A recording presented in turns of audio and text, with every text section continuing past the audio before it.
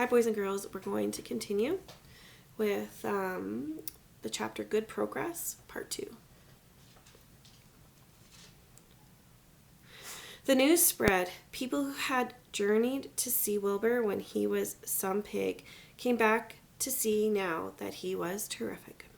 That afternoon, when Mr. Zuckerman went to milk the cows and clean out the tie-ups, he was thinking about what a wondrous pig he owned. "Lurvy," he called, "there's to be no more cow manure thrown down into our pig pen. I have a terrific pig. I want that pig to I want that pig to have clean, bright straw every day for his bedding. Understand?" "Yes, sir," said Lurvy. "Furthermore," said Mr. Zuckerman, "I want you to start building a crate for Wilbur. I have decided to take the pig to the country fair on September the 6th. Make the crate large and paint it green with gold letters." "What will the letters say?" asked Lurvy. "They should say, Zuckerman's famous pig." Lurvy picked up a pitchfork and walked away to get some clean straw. Having such an important pig was going to mean plenty of extra work. He could see that. Below the apple orchard, at the end of a path, was the dump where Mr. Zuckerman threw all sorts of trash and stuff that nobody wanted any more.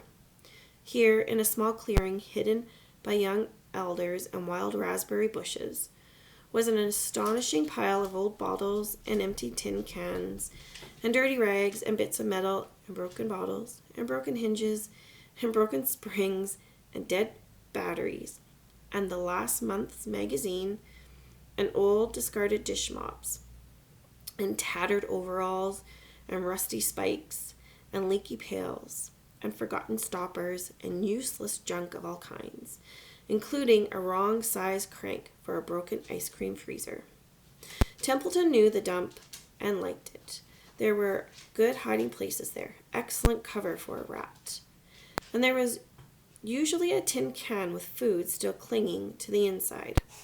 Templeton was down there now, rummaging around. When he returned to the barn, he carried in his mouth an advertisement he had torn from a crumpled magazine.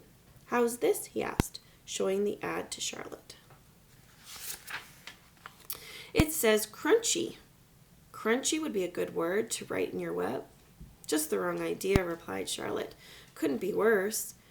We don't want Zuckerman to think Wilbur is crunchy. He might start thinking about crisp. Crunchy bacon and tasty ham. That would put ideas into his head. We must advertise Wilbur's notable qualities, not his tastiness. Go get another word, please, Templeton." The rat looked disgusted, but he sneaked away to the dump and was back in a while with a strip of cotton cloth. "How's this?" he asked. "It's a label off an old skirt."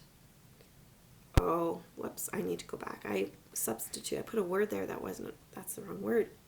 "It's a label off an old shirt." I said skirt, it's shirt.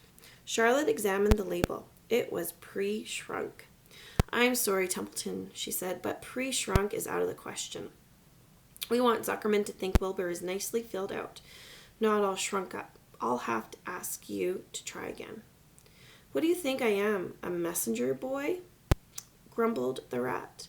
"I'm not going to spend all my time chasing down to the dump after advertisement material." "Just one more, please," said Charlotte. "I'll tell you what I'll do," said Templeton. "I know where there's a package of soap flakes in the woodshed. It has writing on it.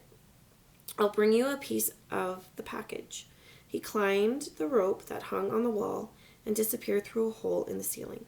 When he came back, he had a strip of blue and white cardboard in his teeth. "There," he said triumphantly. "How's that?" Charlotte read the words, "with new radiant action." "What does it mean?" asked Charlotte, who had never used any soap flakes in her life. "How should I know?" said Templeton. "You asked for words, and I brought them. I suppose the next thing you'll want me to fetch is a dictionary." Together they studied the soap ad. "With new radiant action," repeated Charlotte slowly. "Wilbur," she called. Okay, I'm going to stop there, grade 2s. See you for the next part.